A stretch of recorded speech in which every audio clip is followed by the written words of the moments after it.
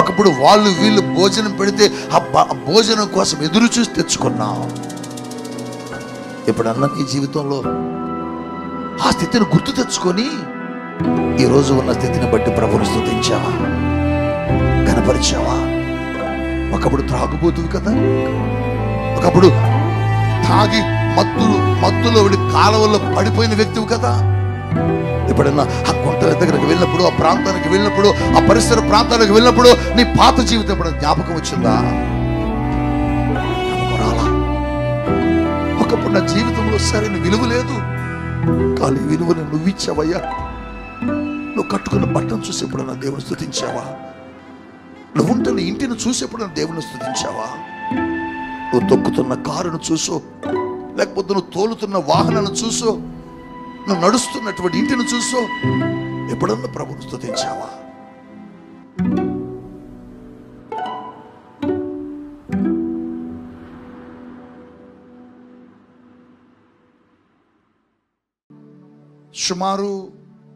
సుమారుగా పరిశుద్ధ బైబిల్ గ్రంథంలో చాలా మంది భక్తులు ఉన్నారు. 66 పాఠ్య పుస్తకాల్లో కొన్ని వందల మంది ప్రార్థన పరులు, కొన్ని వందల మంది భక్తులు ఉన్నారు. వాళ్ళ జీవిత సత్యాలనే పరిశుద్ధాత్మ దేవుడు మనకు రాసి, మీరు ఈ పరిశుద్ధ గ్రంథములో ఉన్న విధంగా నడవండి, జీవించండి అని ఈ లేఖనాలను మన కొరకు దేవుడు అనుగ్రహించారు. హల్లెలూయా, హల్లెలూయా.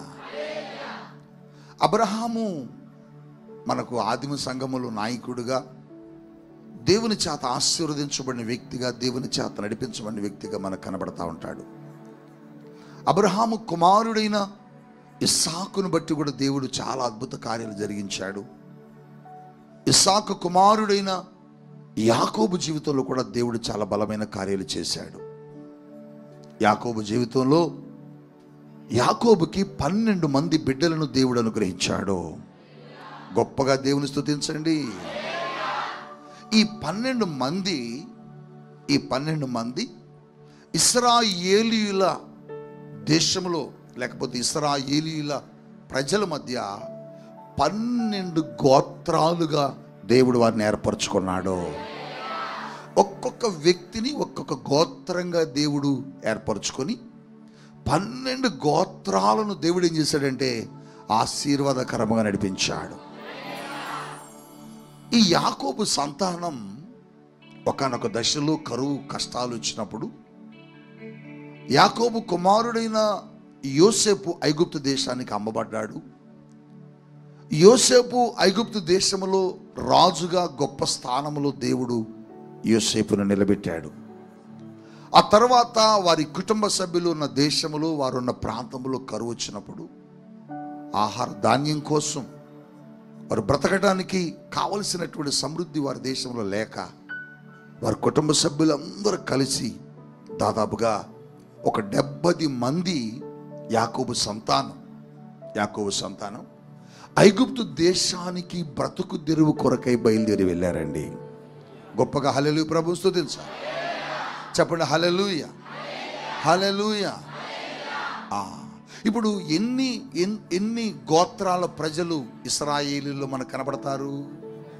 దగ్గరగా చెప్పండి, ఎన్ని 12 గోత్రాలు. దేవునికి స్తోత్రం, హల్లెలూయా. ఇప్పుడు ఇశ్రాయేలీలో 12 గోత్రాలు ప్రజలు మొదటగా ఐగుప్తు దేశానికి ఎంతమంది వెళ్ళారని బైబిల్ చెప్తుందంటే 70 మందిగా చేర్చబడ్డారట. హల్లెలూయా.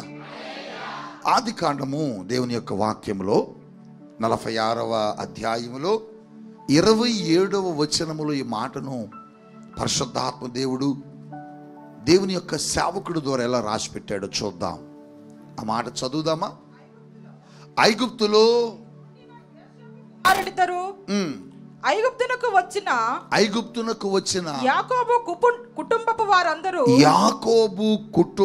వారందరూ 70 మంది. గట్టిగా దేవుని స్తుతించండి, బిగ్గరగా ప్రభువును స్తుతించండి. మీ దృష్టి ఈ బలిపీఠం మీదకు ఉండాలి.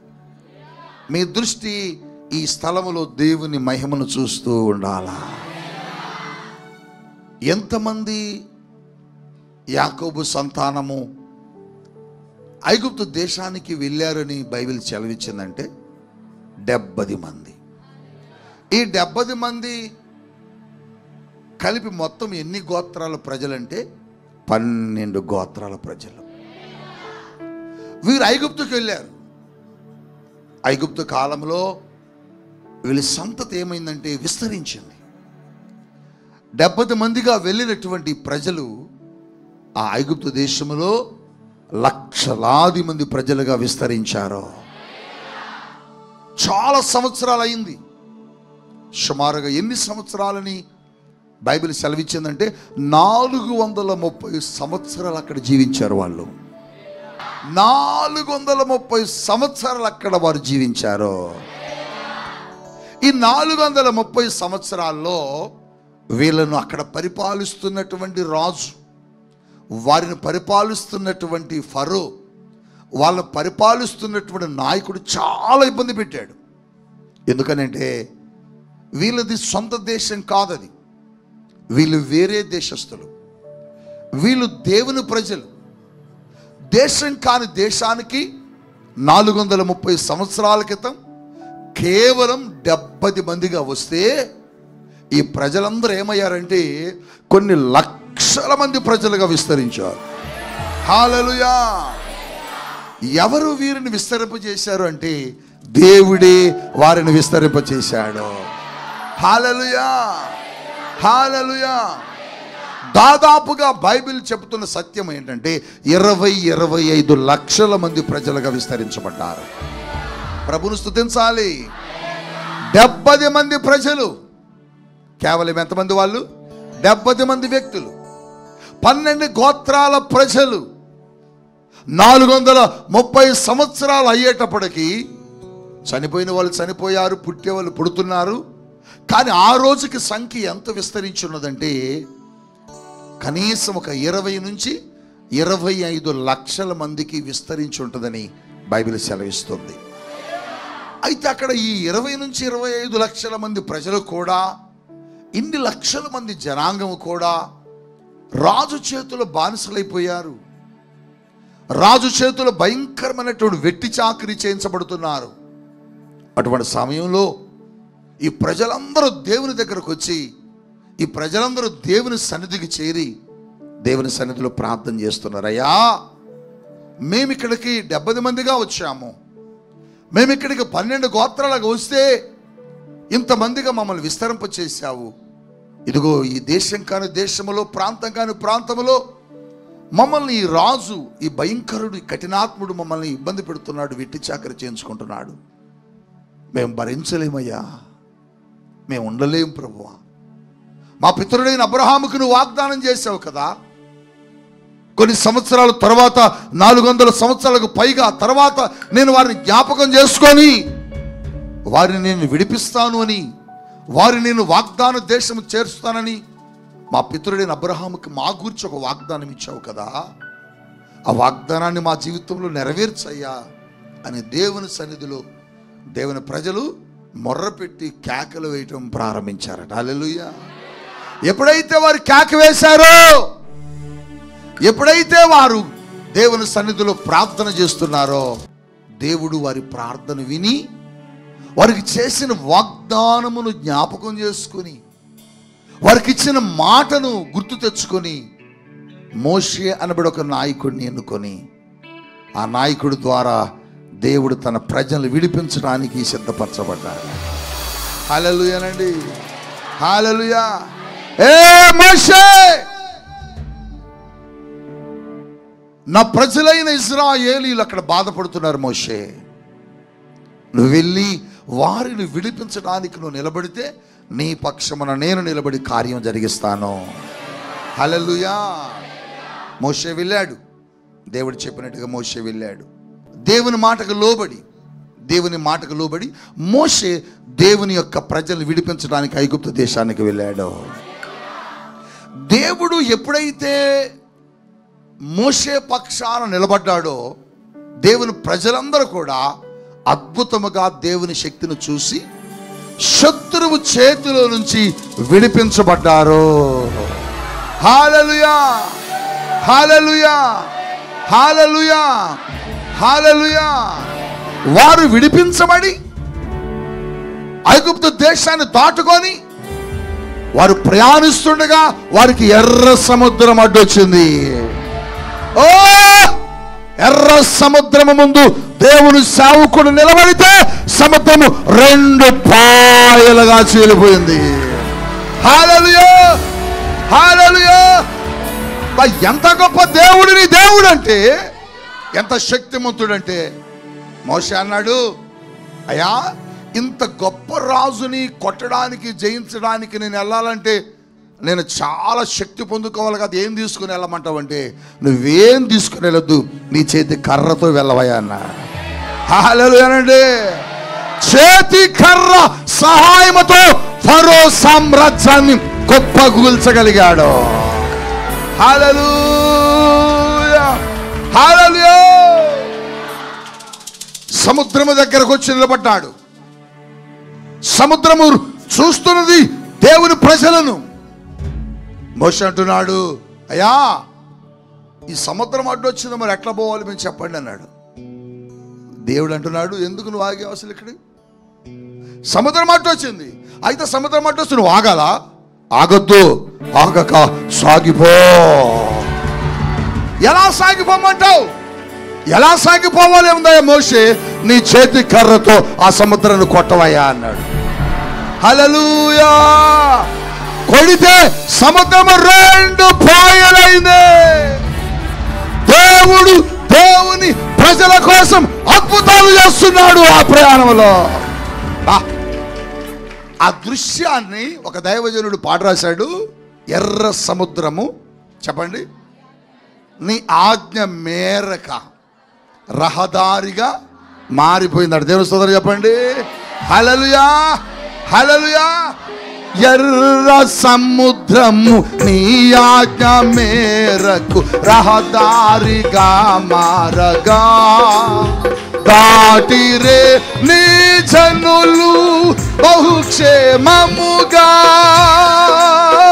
ఎర్ర సముద్రము నీ ఆజ్ఞ మేరకు రహదారిగా మారగా దాటిరే నీ జనులు బహుక్షేమముగా. ఆ జలములలోనే శత్రు సైన్యము మునిగిపోయనే. ఆ జలములలోనే శత్రు సైన్యము మునిగిపోయనే. కృపా సత్య సంపూర్ణుడా సర్వలోకానికే చక్రవర్తివి నీవే యేసయ్యా. సర్వలోకానికే చక్రవర్తివి నీవే యేసయ్యా. నా సన్మానానికే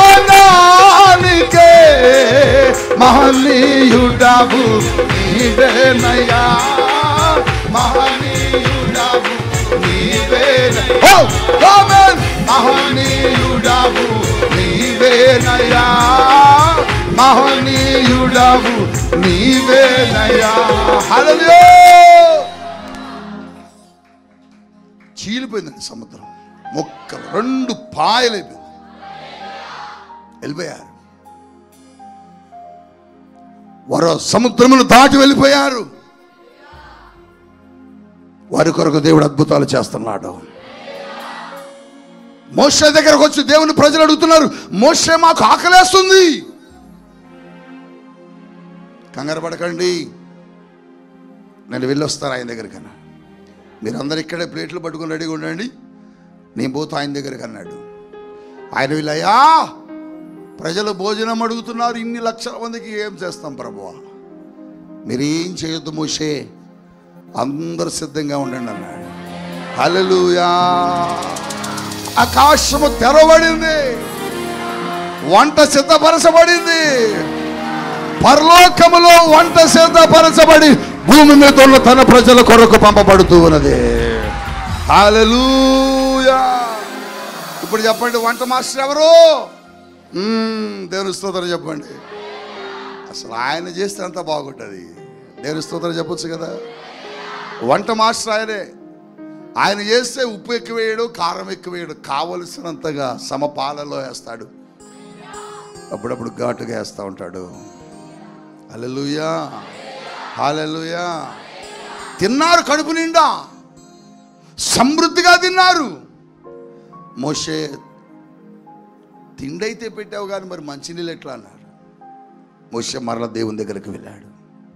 మీరు గమనించాలి, ఎక్కడా కూడా ఏం చేయాలి అని అడిగినప్పుడల్లా తన సొంత ఆలోచన, తన సొంత ఉద్దేశాలు, తన సొంత ప్రణాళికలేమీ కాకుండా దేవుని దగ్గరికి వెళ్ళి దేవుని అడుగుతున్నాడు ఏం చేయాలా. దేవుడు అంటున్నాడు, మోషే నువ్వు రా హోరేబు అనబడే పర్వతం దగ్గరికి. అక్కడ నేను బండ మీద ఉంటాను మోషే. ఆ బండతో, ఆ కర్రతో నన్ను కొట్టు మోషే. నన్ను కొట్టు. నిన్ను కొట్టాలా? అవును. నన్ను కొడితే నా ప్రజలకు నేను నీరిస్తాను, నా ప్రజల దాహాన్ని తీరుస్తాను మోషే. ఆ కర్రతో కొట్టాడండి. ఆ బండ పగిలి అరణ్యంలో నీటి ఊటలు బయటకు వస్తున్నాయి. ఆ నీటి ఊటలను ప్రజలు తాగుతున్నారు, సంతోషిస్తున్నారు, ఆనందిస్తున్నారు. ప్రియ దైవ జనాంగమా, అరణ్యంలో ఇంత అద్భుతాలు, ఇన్ని కార్యాలు. శత్రువులను జయిస్తున్నారు. శత్రువులతో దేవుడు ఇశ్రాయేలు పక్షమున అద్భుతాలు చేస్తున్నాడు. శత్రువులను సముద్రములు కలిపేశాడు. వీరికి ఏది కావాలంటే అది అనుగ్రహించాడు. ఇలా ప్రయాణమై ప్రయాణమై ప్రయాణమై ప్రయాణమై మరొక ప్రాంతానికి వచ్చారు. ఆ ప్రాంతం పేరు ఏలీము అనబడి ఒక ప్రాంతానికి చేరుకున్నారట. ఏలీము అనకు ఒక ప్రాంతం ఉన్నది. ఆ ప్రాంతానికి ఇన్ని లక్షల మంది ప్రజలు ఆ నడకను, కాలి నడకన ప్రయాణం చేస్తూ వచ్చి ఆ స్థలంలోకి వచ్చారు. నా వైపు మీరు సరిగా చూడాలి. ఆ ఏలీము ఆ స్థలానికి రాగానే అక్కడ అందరూ ఆగిమని దేవుడు చెప్పాడు. అందరూ అక్కడ ఆగిపోయారు. సంతోషంతో, ఆనందంతో గెంతులేస్తున్నారు. అందులో వాళ్ళందరూ చూస్తూ ఉండగా వారి కనుదృష్టి ఆ అరణ్యంలో ఉన్న ఆ స్థలంలో కొన్నిటి మీదకు వారి దృష్టి వెళ్ళింది. అక్కడ వాళ్ళకి ఏం కనపడుతున్నాయంటేనట, 12 నీటి బుగ్గలు కనపడుతున్నాయట. 70 ఈత చెట్లు కనబడుతున్నాయట. అందులో ఒకడెవడో లేచి పరిగెత్తుకొని వెళ్ళి, అరే ఈ అరణ్యంలో ఇక్కడ నీటి బుగ్గలు భలే ఉన్నాయే అని 1, 2, 3, 4, 5, 6, 7, 8, 9, 10, 11, 12 అరే అని ఒకడు పిలిచాడు. ఏంట్రా పిలిచావని అడిగాడు. ఈ 12 నీటి బుగ్గలో నాకు లెక్క పెడతంటే మన పితరుడైన యాకోబునకు కలిగిన 12 మంది కుమారులు నాకు గుర్తొస్తున్నారా అన్నాడట. అవునా? ఈ ఇద్దరు వెళ్ళి మరొక 10 మందికి చెప్పారు. వారు అంటున్నారు, వారు కూడా వచ్చి లెక్క పెట్టారట. 1, 2, 3, 4, 10, 12 అరే యాకోబుకున్న 12 మంది కుమారులే కాదు, నాకు యాకోబుకు ఉన్న ఇశ్రాయేలులో 12 గోత్రాలు నాకు గుర్తొస్తున్నాయి అన్నాడట. ఆ 12 గోత్రాలని, ఆ 12 మంది వ్యక్తులను వారు జ్ఞాపకం చేసుకుని చుండగా ఇంకొకటి పరిగెత్తుకుంటూ వచ్చాడు. రే ఏంటన్నా అంటే, మీకు 12 నీటి బుగ్గలు కనబడుతున్నాయా? అటు చూడు ఒకసారి. 1, 2, 3, 10, 20, 30, 40, 50, 60, 70 ఈత చెట్లు కనపడుతున్నాయి నాకు అని అన్నాడ. ఏం గుర్తొస్తుంది రానికంటే, మన పితరుడైన యాకోబు ఐగుప్తు దేశానికి 70 మందిగా వెళ్ళిన దృశ్యం నాకు ఈత చెట్లు చూస్తుంటే గుర్తొస్తున్నది అన్నాడట. అవునా? నిజమే కదా. ఈ 70 ఈత చెట్లు చూస్తున్నప్పుడు నాకు అనిపిస్తుందిరా, మన వాళ్ళు, మన పితరులు ఐగుప్తు దేశానికి 70 మంది వెళ్ళారా. ఈ 70 మందిని దేవుడు ఎంతమందిని చేశాడ్రా. చూడు ఎంతమంది, 70 మంది కేవలం ఇంతమందిగా విస్తరించారు. 70 మంది ఆకలి బాధతో అవసరతతో ఆ దేశానికి వెళ్తే దేవుడు మన వాళ్ళని, మన పితరులను ఎంతగా ఆశీర్వదించాడో చూడరా అని. ఈ 70 మంది ఇన్ని లక్షల మంది అయ్యారా. వీళ్ళ కోసం దేవుడు ఐగుప్తులో శత్రువుతో పోరాడాడు. మన కోసం దేవుడు ఫరో సామ్రాజ్యాన్ని కూల్చాడు. మన కోసం దేవుడు ఫరో సైన్యాన్ని సముద్రంలో చంపేశాడు. నాకు ఈ 70 ఈత చెట్లు చూస్తుంటే మన పితరులైనటువంటి ఆ జనాంగం గుర్తొస్తున్నారా. ఈ 12 నీటి బుగ్గలు చూస్తుంటే మన పితరులైన యాకోబు సంతతి 12 గోత్రాలు, 12 మంది కొడుకులు గుర్తొస్తున్నారా అని వాటిని చూసినప్పుడు వారి గతాన్ని జ్ఞాపకం చేసుకుంటున్నారు. వారి జీవితాల్లో దేవుడు చేసిన మేలులను, వారి జీవితంలో దేవుడు చేసిన కార్యాలను, వారు ఆకలి బాధతో ఆ దేశానికి ఎలా వెళ్ళారు, పొట్ట చేత పట్టుకొని బతుకు తెరువు కోసం దేశం కాని దేశం ఎలా వెళ్ళారో వాటన్నిటిని జ్ఞాపకం తెచ్చుకొని ఈరోజు మనల్ని దేవుడు ఎంతగా ఆశీర్వదించాడు, ఈరోజు మనల్ని ఎంతమందిగా విస్తరింప చేశాడు, ఈరోజు మనల్ని ఏ స్థితికి తీసుకొచ్చాడు. మన కోసం శత్రువుని చంపేశాడు కదరా. మన కోసం ఆ దేశాన్ని వదులుకుని తీసుకుని వచ్చేలా చేశాడు. మన కోసం ఆ దేశంలో తెగుళ్ళు పుట్టించాడు. మన కోసం ఆ దేశంలో గొప్ప గొప్ప కార్యాలు దేవుడు చేశాడని ఆ 12 నీటి బుగ్గలను చూస్తున్నప్పుడు, ఆ 70 ఈత చెట్లను చూస్తున్నప్పుడు ఇశ్రాయేలీలు వారి గతాన్ని జ్ఞాపకం తెచ్చుకుంటున్నారు. బిడ్డా, ఎప్పుడన్నా నీ జీవితంలో దేవుడు చేసిన వాటిని జ్ఞాపకం తెచ్చుకున్నావా? నీ జీవితంలో దేవుడు జరిగించిన వాటిని ఎప్పుడన్నా, నీ బ్రతుకులు ఎప్పుడన్నా నీ పాత విషయాలను జ్ఞాపకం తెచ్చుకున్నావా? నీ జీవితంలో దేవుడు ఇప్పుడు ఎంతగా ఆశీర్వదించాడు, నీ జీవితాన్ని ఇప్పుడు దేవుడు ఎంతగా గొప్పగా చేశాడు, నీ జీవితాన్ని దేవుడు ఎంత గొప్పగా మలిచాడు. నీ పాత స్థితి, నీ పాత బ్రతుకు, నీ పాత జీవితం, నీ పాత అనుభవాలు ఎప్పుడైనా నీకు జ్ఞాపకం వస్తున్నాయా? దేవుడు వారికి జ్ఞాపకం చేస్తున్నాడు. దేవుడు వాటిని చూపించినప్పుడు 12 నీటి బుగ్గలు చూడగానే ఆ 12 ఇశ్రాయేలు గోత్రం వారికి జ్ఞాపకం వచ్చింది. ఆ 70 ఈత చెట్లను చూడగానే ఆ 70 మంది ప్రజలు, 70 మంది కుటుంబ సభ్యులు ఎలా వెళ్ళారో జ్ఞాపకం వచ్చి 70 మందిగా వెళ్ళిన మనం, మన పితరుడైన యాకోబు 70 మందిగా వస్తే వారి కుటుంబ సభ్యులు ఈరోజు ఇన్ని లక్షల మందిగా దేవుడు చేశాడని వారు వారి గతంలో జ్ఞాపకం చేసుకుంటున్నట్టు నీ పాత జ్ఞాపకాలు ఎప్పుడైనా ఉన్నాయా? నీ పాత అనుభవాలు దేవుని దగ్గర ఎప్పుడైనా జ్ఞాపకం చేసుకున్నావా?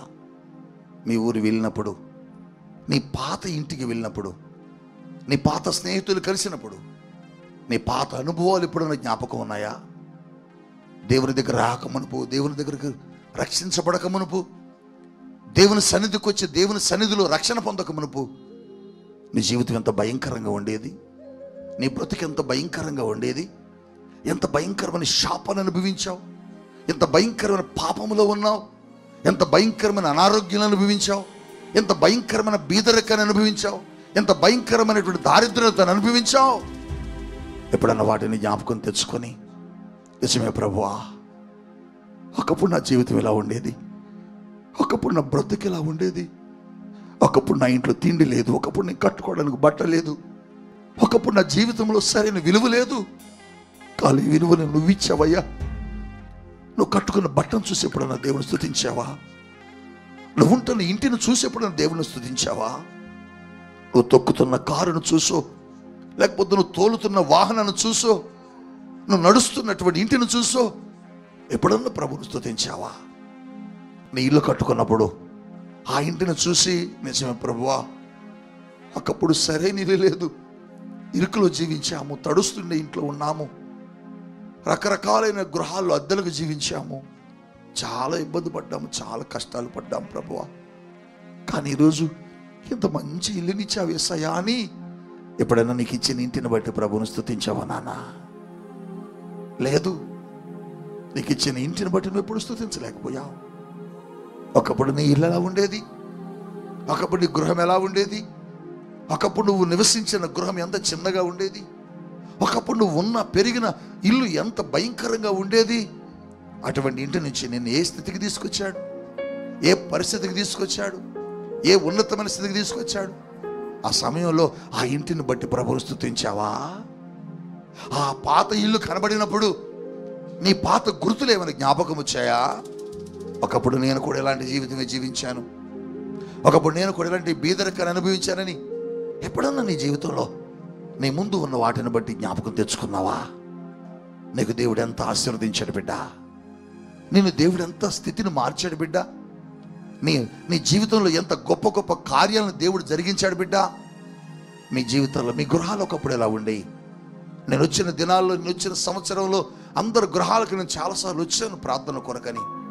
వచ్చినప్పుడు మీ గృహం ఎలా ఉంది బిడ్డ? వచ్చినప్పుడు నీ ఇల్లు ఎలా ఉంది బిడ్డ? వచ్చినప్పుడు కనీసం నీ ఇంట్లో కూర్చోవడానికి చైర్ లేదే, నువ్వు కట్టుకోవడానికి సరైన బట్ట లేదే, నువ్వు తినడానికి సరైన భోజనం లేదే, నీ ఇంట్లో కూర్చొని మంచిగా కూర్చోవడానికి సరైనటువంటి వసతి లేదే. అటువంటి స్థితి నుంచి ఈరోజు నువ్వు ఏ స్థితికి వచ్చావు? అటువంటి పరిస్థితి నుంచి నువ్వు ఈరోజు ఏ స్థితికి వచ్చావు? ఒకప్పుడు వారు వీరిస్తే కట్టుకున్న బట్టలు, ఒకప్పుడు వారి దగ్గర వీరి దగ్గర బట్టలు తెచ్చుకొని తొడుక్కున్న జీవితం. అటువంటి స్థితి నుంచి ఈరోజు నువ్వే ఇతరులకు ఇచ్చే స్థితికి దేవుడు తీసుకొచ్చాడే. ఎప్పుడైనా వాటిని గుర్తు తెచ్చుకున్నావా? ఎప్పుడైనా వాటిని బట్టి ప్రభువును స్తుతించావా? ఎప్పుడైనా వాటిని జ్ఞాపకం తెచ్చుకున్నావా? ఎప్పుడైనా పేదరికాన్ని దేవుని దగ్గర గుర్తు తెచ్చుకున్న అనుభవాలు నీకున్నాయా? వారు నీటి బొగ్గులు చూడగానే చెబుతున్నారు, వారు ఈత చెట్లు చూడగానే చెప్పుకుంటున్నారు. 70 మందిగా వెళ్ళిన మనం, 12 గోత్రాలుగా వెళ్ళిన మనం ఇన్ని లక్షల మందిగా విస్తరించబడ్డామని. మీ జీవితంలో ఎప్పుడైనా దేవుని దగ్గర ఇలా చెప్పావా బిడ్డ? నీ జీవితంలో ఎప్పుడైనా దేవుని దగ్గర ఇలా మాట్లాడేవా బిడ్డ? ఒకప్పుడు త్రాగుబోతువు కదా, ఒకప్పుడు తాగి మత్తులో కాలువల్లో పడిపోయిన వ్యక్తివి కదా. ఎప్పుడైనా ఆ గుంటల దగ్గరకు వెళ్ళినప్పుడు, ఆ ప్రాంతానికి వెళ్ళినప్పుడు, ఆ పరిసర ప్రాంతాలకు వెళ్ళినప్పుడు నీ పాత జీవితం ఎప్పుడైనా జ్ఞాపకం వచ్చిందా? జ్ఞాపకం రాలా? ఎందుకని నీ స్థితి మారిపోయింది కదా, నీ బ్రతుకు మారిపోయింది కదా. నీ స్థితిని మార్చినవాడు నీకు జ్ఞాపకం లేడు, నీ బ్రతుకును మార్చినవాడు నీకు జ్ఞాపకం లేడు, నీ జీవితానికి విలువనిచ్చిన వాడు నీకు జ్ఞాపకం లేకుండా పోయాడు. దేవుడు అందుకని ఈరోజు నీతో మాట్లాడుతున్నాడు. దేవుడు అదే నీతో మాట్లాడటానికి స్థలానికి వచ్చాడు. ఒకప్పుడు ఎక్కడ నీ జీవితం? అబ్రహాము గారు ఎప్పుడు చెబుతుంటారు, అయ్యా నేను మేకలు కాసుకున్నానయ్యా, చదువు లేదు, మేకలు కాసుకునేవాడిని, మేకలు కాసుకున్న నన్ను దేవుడు ఈ స్థితికి తీసుకొచ్చాడని చెబుతున్నాడు. నువ్వు ఎప్పుడన్నా చెప్పావా? చెప్పు, సిగ్గుపడతావు. నీ స్టేటస్ ఏమవుద్దునని బిడియపడతావు. నిన్ను చూసి ఎవరైనా ఏమని అనుకుంటారేమోనని నువ్వు కొంచెం ఫీల్ అవుతూ ఉంటావు. ఎప్పుడు కూడా దేవుడు చేసిన మేలుని మనం మర్చిపోకూడదు బిడ్డ. దేవుడిచ్చిన కృపను, దేవుడిచ్చిన దీవెనను, దేవుడిచ్చిన ఈ ఆశీర్వాదాన్ని మనం ఎప్పుడు కూడా మర్చిపోకూడదు. మన పాత స్థితి ఏమిటి? మన పాత బ్రతుకేంటి? మన పాత జీవితం ఏంటి? మన పాత జీవితంలో మనం ఎలా నడిచాం? ఒకప్పుడు కట్టుకోవటానికి బట్ట లేదు, ఈరోజు నీ బీరువా నిండా బట్టలు ఉన్నాయి. ఒకప్పుడు ఇతరుల దగ్గరికి వెళ్ళి అడుక్కుని తెచ్చుకున్నావు, ఈరోజు నువ్వే ఇతరులకు ఇచ్చేలా దేవుడిని చేశాడు. 200 రూపాయలకి, 500 రూపాయలకి, 5,000 రూపాయలకి, 3,000 రూపాయలకి కూలిగా వెళ్ళావు. ఈరోజు నువ్వే ఇతరులకి కూలి ఇచ్చే వ్యక్తిగా మారావు. 100 రూపాయలకి, 200 రూపాయలకి, 500 రూపాయలకి కూలికి వెళ్ళావు. కూలికి వెళ్ళాను నిన్ను దేవుడు ఈరోజు ఏం చేశాడు తెలుసా? ఈరోజు నువ్వు నెలకి 50,000, 60,000, 70,000, 1,00,000 రూపాయలు సంపాదించుకునే స్థితికి దేవుడిని తీసుకొచ్చాడు. ఎప్పుడైనా నీ 200 రూపాయల జీతం అనుభవం గుర్తొచ్చిందా? నీ 500 రూపాయల జీతం గుర్తు వచ్చిందా?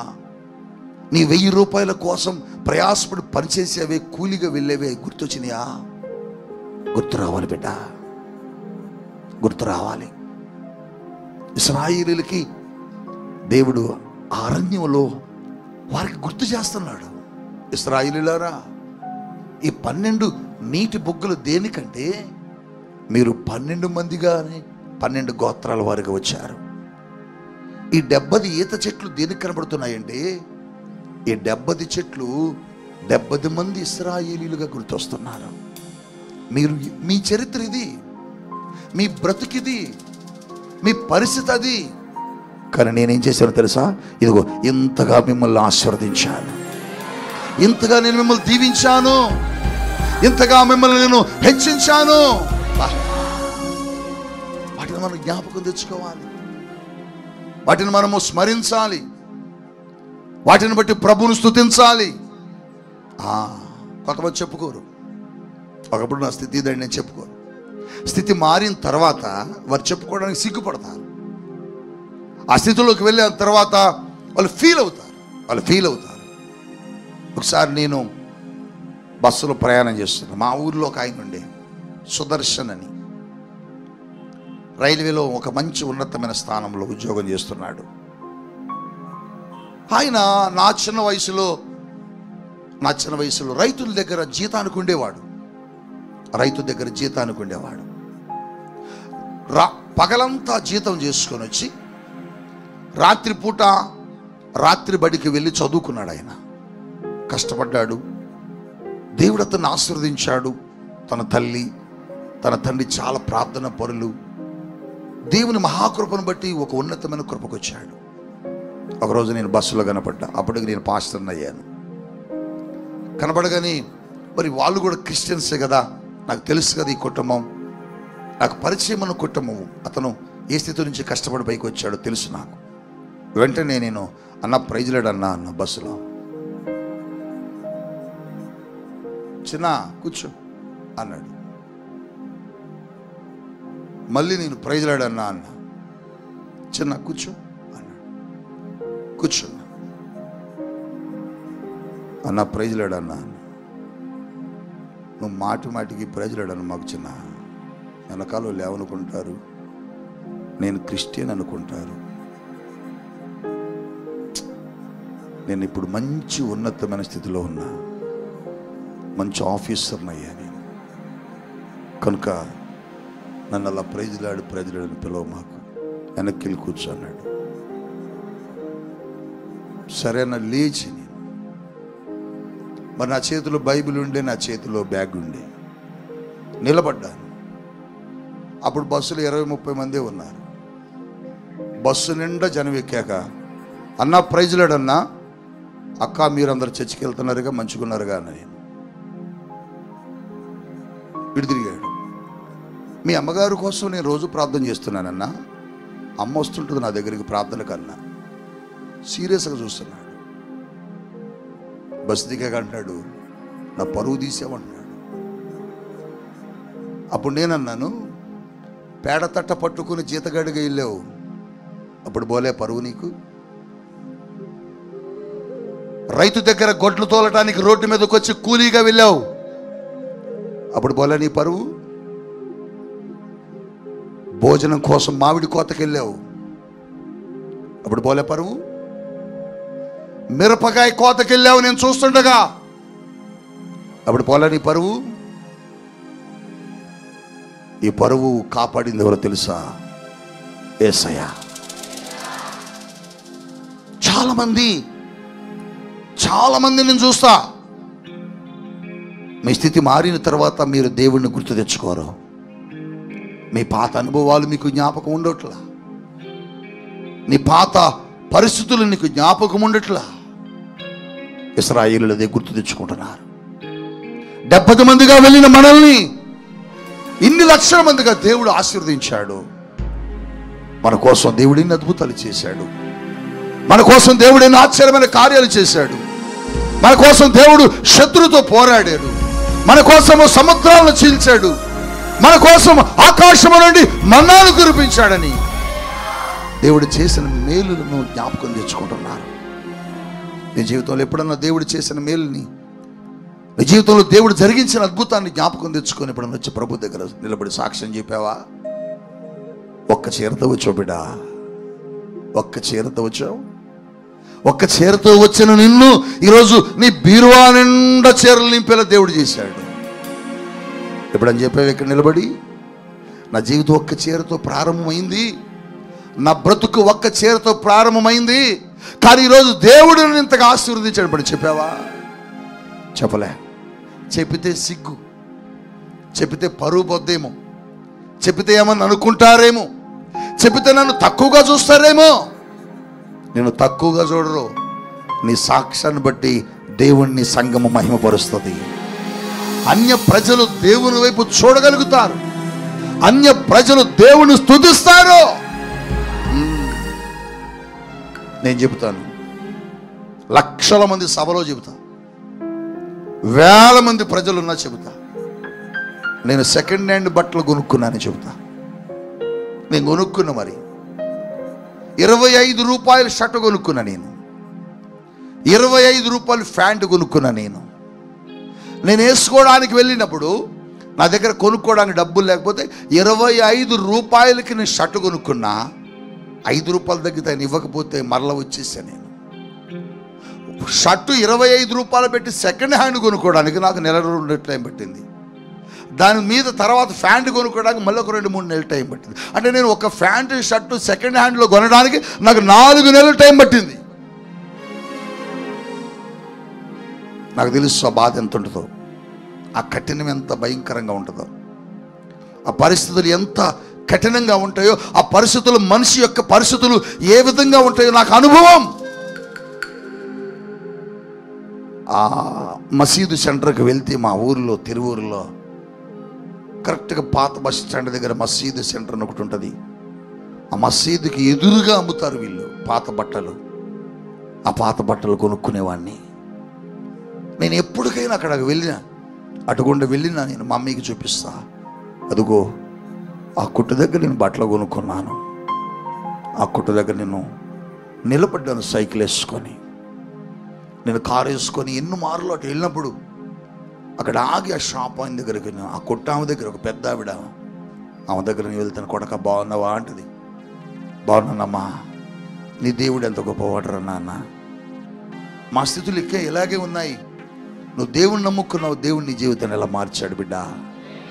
ఆ రోజు 5 రూపాయలు తక్కువైందని నీకు నేను చొక్కా ఇవ్వలే బిడ్డ. బాధపడ్డావా అండి? బాధపడ్డాను, మరి వాస్తవంగానే బాధపడలేదు. నా అబద్ధం ఎలా చెప్పను? బాధపడ్డానమ్మా, నేను ఏడ్చానమ్మా. ఆ రోజు షర్ట్ కొనుక్కొని 25 రూపాయలు పెట్టి తీసుకొని వెళ్ళి మడత పెట్టుకొని, ఆ మడతని దిండు కింద పెట్టుకొని, ఆ దిండు మీద పడుకొని తెల్లవారి వేసుకున్న దినం ఎలా మర్చిపోగలను? మర్చిపోలేం. నేను తొక్కుకున్న సైకిల్ ఇంకా నాకు గుర్తుండే. నేను తొక్కిన సైకిల్ పాత సైకిల్, తుప్పుబట్టిపోయిన సైకిల్. ఇప్పటికీ నేను మా ఇంటి దగ్గర, ఇంటి వెనక భాగంలో దాన్ని ఒక వసారులో దాచిపెట్టుకున్నా. నేను వెళ్ళిన ప్రతిసారి ఆ సైకిల్ మీద చేతులేస్తా. ఈ సైకిల్ మీద జీవితం ప్రారంభమైంది సయా. ఈ సైకిల్ మీద బ్రతుకు ప్రారంభమైంది. ఈ సైకిల్ మీద నుంచి 40-50 లక్షల రూపాయలు ఖరీదు కలిగిన వాహనంలోకి తీసుకొచ్చావా? ఎంత గొప్ప దేవుడు యేసయ్యా నువ్వని. అక్కడికి వెళ్ళినప్పుడు ప్రతిసారి ఆ సైకిల్ మీద చేతులు పెట్టి నేను ప్రభువుని స్తుతిస్తా. ఎప్పుడన్నా నీకు అనుభవం ఉందా? ఒకప్పుడు నీ ఇల్లు పూరి ఇల్లు కదా, ఒకప్పుడు కట్టిన బట్టే కట్టుకొని వచ్చినావు, ఒకప్పుడు వాళ్ళు వీళ్ళు ఇస్తే బట్ట కొరకు ఎదురు చూసి తెచ్చుకున్నావు, ఒకప్పుడు వాళ్ళు వీళ్ళు భోజనం పెడితే ఆ భోజనం కోసం ఎదురు చూసి తెచ్చుకున్నావు. ఎప్పుడన్నా నీ జీవితంలో ఆ స్థితిని గుర్తు తెచ్చుకొని ఈరోజు ఉన్న స్థితిని బట్టి ప్రభువుని స్తుతించావా? ఘనపరిచావా? నీకు జ్ఞాపకం రాదండి. నీ కళ్ళు నెత్తికెక్కిపోయింది, నీకు శరీరం క్రొవ్వు పట్టిపోయింది. దేవుడు చేసిన మేలులు నీకు జ్ఞాపకం లేవు. దేవుడు చేసిన అద్భుతాలు నీ జీవితంలో గుర్తు రావడంలే. ఒకప్పుడు అనారోగ్యాలతో మంచం మీద పడుకున్నావు, ఎప్పుడు చూడు ఇంటిలో రోగం రోగం రోగం రోగం రోగం. దేవుడు ఇప్పుడు నిన్ను ముట్టుకుని స్వస్థపరిచి బాగు చేసి నీ శరీరానికి స్వస్థత ఇచ్చాడే. ఎప్పుడైనా వచ్చి నిలబడి సాక్ష్యం చెప్పావా? ఎప్పుడైనా నిలబడి దేవుని కొరకు కృతజ్ఞత కానుకేసావా? ఎప్పుడైనా దేవుని సన్నిధిలో నిలబడి నీ బ్రతుకును మార్చిన ప్రభువుని ఘనపరిచావా? దేవుడు ఆ ఈత చెట్లు చూడగానే వాళ్ళకి అయ్యి గుర్తొస్తున్నాయి. బా, మనం ఎక్కడ ప్రారంభమయ్యావరా బాబు. వాళ్ళు చెప్పుకుంటున్నారు 70 మందిరా, మనం 70 మంది, ఇవాళ ఇన్ని లక్షల మంది ఎట్టయ్యావరా. దేవుడు మనల్ని ఆశీర్వదించాడు. ఒకప్పుడు ఎక్కడున్నావు నువ్వు? ఒకప్పుడు ఎక్కడ బ్రతికావు నువ్వు? ఒకప్పుడు ఎలా జీవించావు నువ్వు? ఒకప్పుడు నీ బ్రతుకేంటి, నీ ఇల్లు ఏంటి, నీ పరిస్థితి ఏంటి? ఎప్పుడైనా దేవుని దగ్గరకు వచ్చి గుర్తు తెచ్చుకున్నావా? ఎప్పుడైనా నువ్వు దేవుని దగ్గరకు వచ్చి గుర్తు తెచ్చుకున్నావా? గుర్తు తెచ్చుకుంటే నువ్వెప్పుడు దేవుని వదిలిపెట్టావు. గుర్తు తెచ్చుకుంటే దేవునికి వ్యతిరేకంగా నువ్వు ఎప్పుడు తప్పు చేయలేవు. గుర్తు తెచ్చుకుంటే నువ్వు దేవునికి వ్యతిరేకంగా ఎప్పుడు ఎక్కడ మాట్లాడు. ఇవాళ దేవుని లెక్క చేయట్లా. దేవుని మందిరం గుర్తులేదు, దేవుని సన్నిధి గుర్తులేదు, దేవుని పరిచర్య లెక్కలేదు. ఎందుకు నీకు ఇలా అంటే నువ్వు దేవుడు చేసిన మేలు మర్చిపోయావు. దేవుడు చేసిన మేలులు మర్చిపోయావు. దేవుడిచ్చిన ఆశీర్వాదాన్ని మర్చిపోయావు. నువ్వు తొడిగే చెప్పు దగ్గర నుంచి, తినే తిండి దగ్గర నుంచి, కట్టే బట్ట దగ్గర నుంచి, నువ్వు పీల్చే గాలి వద్దకు ఎవరిచ్చారండి? అది దేవుడే ఇచ్చాడు. అయితే నీకు జ్ఞాపకం ఉన్నాయా? జ్ఞాపకం ఉన్నాయా? లేవు. ఎందుకని బట్టలు మారిపోయినాయి. ఇప్పుడు నువ్వు ధరించే వస్త్రాలు మారిపోయినాయి. ఒకప్పుడు ఎలాంటి బట్ట ధరించుకున్నావు బిడ్డ? ఒకప్పుడు ఎలాంటి వస్త్రం ధరించుకున్నావు? నాకు గుర్తు, నాకు బాగా సేవకు వచ్చిన నూతన దినాల్లో ఆ 25 రూపాయలకి కొనుక్కున్న ప్యాంట్ షర్టు, 25 రూపాయలు కొనుక్కున్న ప్యాంట్ షర్టు చాలా రోజులు నేను ధరించి నేను సువార్తకు తిరుగుతూ ఉండేవాడిని. దేవుని సువార్తను ప్రకటించేవాడిని. దేవుని మాటలు చెబుతూ అనేక ప్రాంతాలకు వెళ్ళేవాడిగా, ఎండనక వాననక తిరుగుతుండేవాడిగా. చెమట పట్టిపోయాయి. ఎక్కడ పడితే అక్కడ కూర్చునేవాడిని, ఎక్కడ పడితే అక్కడ పడుకునేవాడిని. అబ్రాం గారు ఎక్కడ పడితే అక్కడ పడుకునేవాడిని. మురికైపోయింది. మరి ఉతుక్కోవడానికి నా దగ్గర ఏమి లేవు. ఊరు బయటకు, మా ఊరు దగ్గర కాలువ ఒకటి ఉంటుంది, పెద్ద వాగు ఉంటుంది. మా ఊరు బయట ఒక పెద్ద వాగు ఉంటుంది. ఆ వాగు దగ్గరికి వెళ్ళి అక్కడ చాకలి వారు వచ్చి బట్టలు వాష్ చేసుకొని వెళ్ళిపోయేవాళ్ళు. వాళ్ళు వాష్ చేసి వెళ్ళిపోయేటప్పుడు సోపు ముక్కలు అక్కడ పడిపోయి ఆ ముక్కలు ఏరుకొని అన్నిటిని అక్కడ ఒక ముక్క, అక్కడ ఒక ముక్క బండ దగ్గర ఏరుకొని వాటిని ఏం చేసేవాడిని తెలుసా? బండకేసి రుద్దేవాడిని. ముందు బండకేసి రుద్దేవాడిని.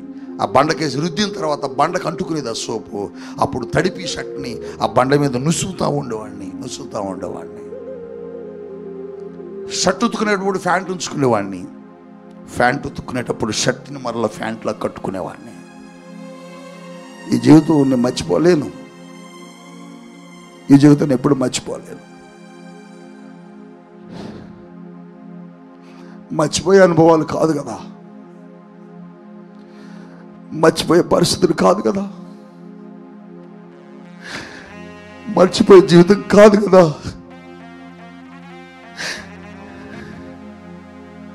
అందుకని దేవుడిని ప్రతినిత్యం స్తుతిస్తూ ఉంటాను. ప్రతి చోట నిలబడిన ప్రతి చోట. ఎందుకు మీరు అనుకోవచ్చు, ఎన్ని మార్లు చెబుతావు ఈ సాక్ష్యాన్ని అని, ఎన్ని మార్లు చెబుతావు ఈ మాటలని. నేను ఎన్ని మార్లు చెప్పినా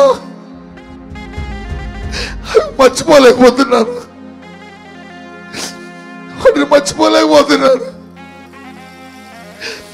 మర్చిపోవాలని చాలాసార్లు అనుకున్నా నేను కూడా, కానీ మర్చిపోలేకపోతున్నా. ఎందుకంటే నా స్థితిని, అంత బీద స్థితిని, అంత దరిద్రపు స్థితిని, అంత భయంకరమైన స్థితిని దేవుడు చాలా ఉన్నతంగా మార్చుకుంటూ వచ్చేసాడు. అవును బిడ్డ, ఈరోజు షాపుకి వెళ్తే ఏ వస్త్రం కావాలంటే వస్త్రాన్ని కొనుక్కున్న కృపగా దేవుడు తీసుకొచ్చాడు. ఈరోజు వేసిన బట్ట వేయకుండా సంవత్సరాంతా మొదలు తిరగలిగే శక్తిని దేవుడిచ్చాడు.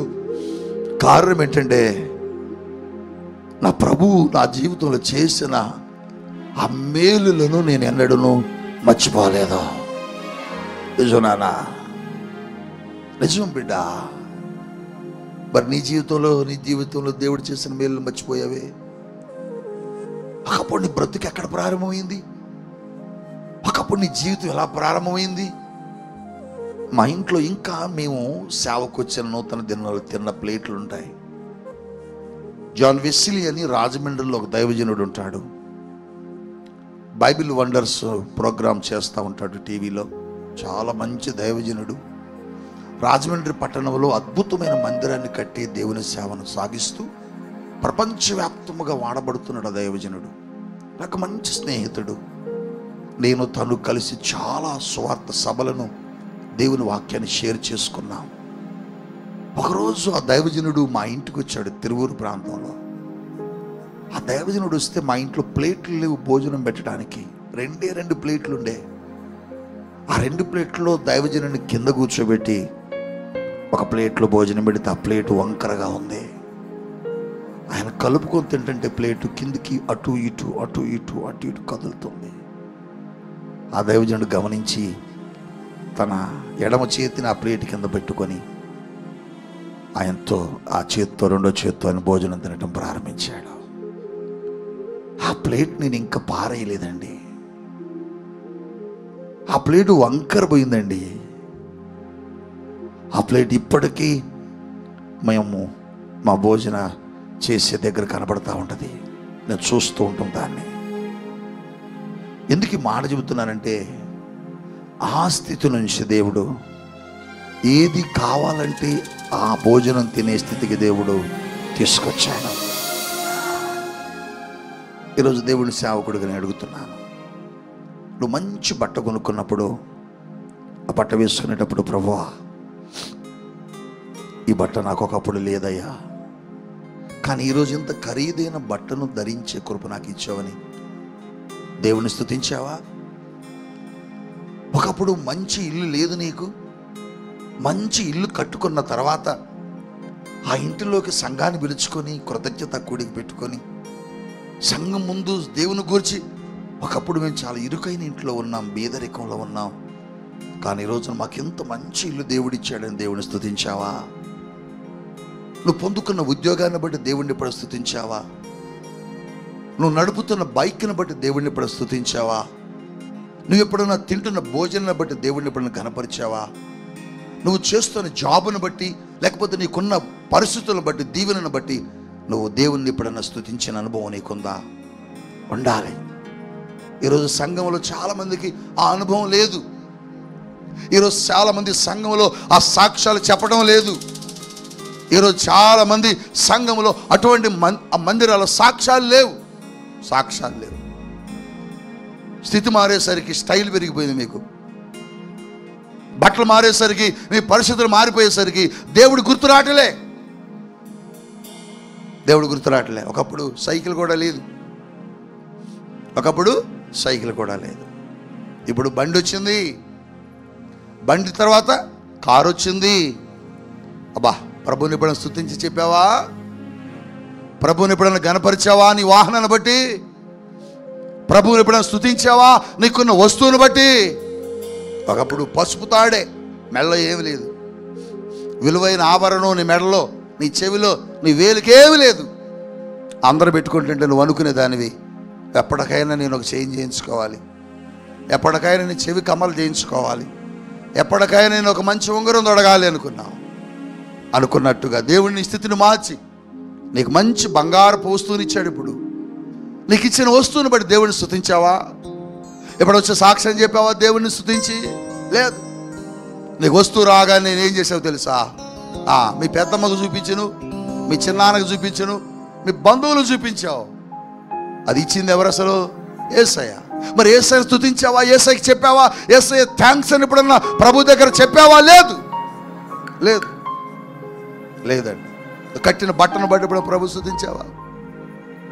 ఒకప్పుడు ఉతికి దాన్ని కట్టుకుని వచ్చావు.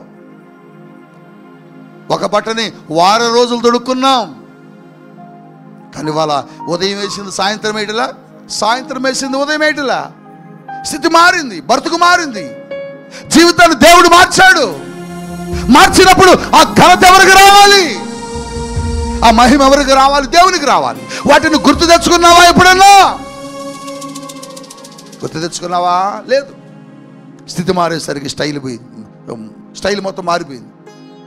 నీ పక్కన పేదోళ్ళు కూర్చోట్లా చిచ్చి చిచ్చి అంటున్నావు. ఒకప్పుడు నీ జీవితం ఏంటి? ఒకప్పుడు నీ బ్రతుకేంటి? ఒకప్పుడు నువ్వు ఎలాంటి స్థితిలో వచ్చావు మందిరానికి? ఒకసారి ఈ మందిరంలో నాకు తెలుసు, నేను చూసిన అనుభవం చెబుతున్నా. ఒక అమ్మాయికి చైర్ లేదు, కూర్చోడానికి చైర్ లేదు. కింద కూర్చోమని వాలంటీర్స్ చెప్పారు. చెబితే ఆ అమ్మాయి నేను వీళ్ళ పక్కన కూర్చోవటం ఏంటని లేచి వెళ్ళిపోయింది. అరే ఈమెకి ఎంత స్టైల్ ఉంది, వీళ్ళ ఇల్లు ఎలా ఉంటుందో చూద్దామని ఇంటికి వెళ్ళా. వాళ్ళ ఇంట్లో కూర్చోడానికి చైర్ లేదు, వాళ్ళ ఇంట్లో సరిగా తినడానికి భోజనం లేదు.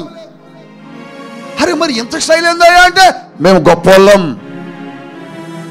మా కులం గొప్పది, మా జాతి గొప్పది, మా వంశము గొప్పది. చూసావా, మనుషులకి ఏమి లేదు, అసలు దేవుని సన్నిధికి వస్తే ఎలా ఉండాలో తెలియడలే. పొగరతనంగా దేవుని మందిలో ఉండకూడదు. దేవుడు చేసిన మేలులను మనం ఏం చేయాలంటే జ్ఞాపకం తెచ్చుకోవాలి. మన పూర్వస్థితిని మనం గుర్తు తెచ్చుకోవాలి. చెప్పండి, మన పూర్వస్థితిని. అన్నీ చూసుకున్నాడు దావీదు అనుకున్నాడు, ప్రభువా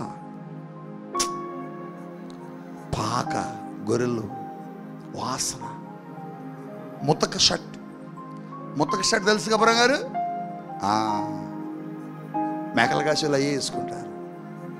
అక్కడి నుంచి కిరీటం, వస్త్రాలు పెడితే అసలు దావీదు హృదయం తల్లడిల్లిపోయి, అబ్బా ఆ గదిలో కూర్చొని పేపర్ తీసుకుని పెన్ను తీసుకొని రాస్తూనే ఉండేక పాటలు మాటం. నాకు ఎంత కృతజ్ఞతలు చెల్లించినా అది తక్కువే ప్రభువా, నువ్వు చేసిన మేలుకని. నీ జీవితంలో నీ ప్రతి క్షణము దేవుణ్ణి నువ్వు స్తుతించాలి. నువ్వు దేవుడిచ్చిన ప్రతి వస్తువును బట్టి, ప్రతి బట్టను బట్టి, ప్రతి సందర్భంలో దేవుడిని ఏం చేయాలి తెలుసా? స్తుతించాలి.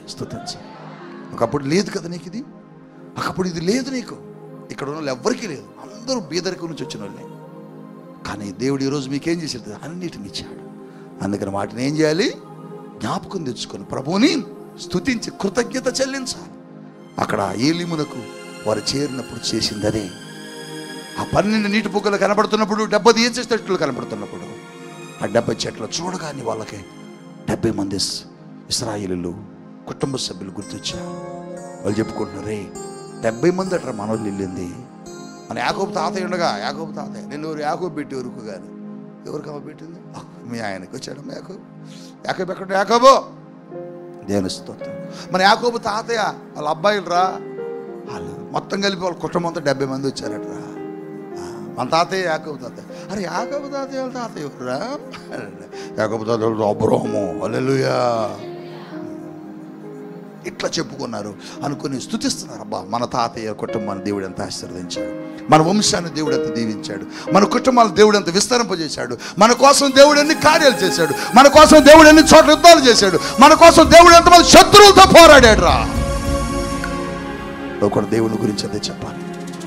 నీ అనారోగ్యంలో దేవుడు నీకు ఎంత స్వస్థత ఇచ్చాడు, నువ్వు బీదరికంలో నీ స్థితిని ఎలా మార్చాడు, నువ్వు ఉద్యోగం లేక బాధపడుతున్నప్పుడు నీకు ఉద్యోగం ఎలా ఇచ్చాడు, నీ చేతిలో రూపాయి లేక ఎదురు చూస్తున్నప్పుడు నీ చేతులతో దేవుడు ఎలా నింపాడు. వాటన్నిటిని బట్టి నువ్వేం చేయాలి తెలుసా? దేవుణ్ణి స్తుతించాలి. నీ బ్రతుకును మార్చిన దేవుణ్ణి. ఒకప్పుడు పాపములో ఉన్నావు, ఒకప్పుడు లోకములో ఉన్నావు, ఒకప్పుడు శాపకరమైన జీవితాన్ని జీవించావు. అటువంటి స్థితిని దేవుడు ఏం చేశాడు తెలుసా? మార్చేశాడు. నీకోసం తన కుమారుడైన యేసుని లోకానికి పంపి తన ప్రాణం పెట్టి తన రక్తం కార్చి నీ స్థితిని ఆయన బాగు చేసి నీ పాపపు స్థితిని కడిగేలా చేశాడు దేవుడు. ఒకప్పుడు లోకంలో ఉన్నావు కదా, ఒకప్పుడు రోడ్ల మీద తిరిగావు కదా, ఒకప్పుడు భయంకర పాపం చేస్తూ బ్రతికావు కదా. ఆ పాపపు స్థితి నుంచి నేనేం చేశాడు తెలుసా? దేవుడు తీసుకొచ్చుకున్నాడు బయటికి. ఆయన కడుక్కున్నాడు, ఆయన రక్తం పెట్టి కడిగాడు. తాగావు, లోకంలో పడిపోయావు, తిరిగావు, ఒకప్పుడు తిరిగి లోకంలో పడిపోయింది, పాపం చేశావు, తాగి ఎక్కడ పడ్డావు? నీ భార్య నిన్ను వెతుక్కోవడానికి వచ్చింది, నీ తల్లి నిన్ను వెతుక్కోవడానికి వచ్చింది, నీ కుటుంబ సభ్యులు నిన్ను వెతుక్కోవడానికి వచ్చారు, వీడు మావాడని చెప్పుకోవడానికి సిగ్గుపడ్డారు. అటువంటి స్థితి నీది ఒకప్పుడు. ఆ స్థితి నుంచి దేవుడు ఈరోజు ఏం చేసేదా? నీ బ్రతుకును మార్చేశాడు, నీ స్థితిగతులు మార్చేశాడు. ఇవాళ నీ ఒంటి మీద మంచి బట్ట వచ్చింది, మంచి బండి వచ్చింది చేతిలోకి. ఒకప్పుడు అరే అరే సమర్పణ రా, అరే సమర్పణ అన్నారు.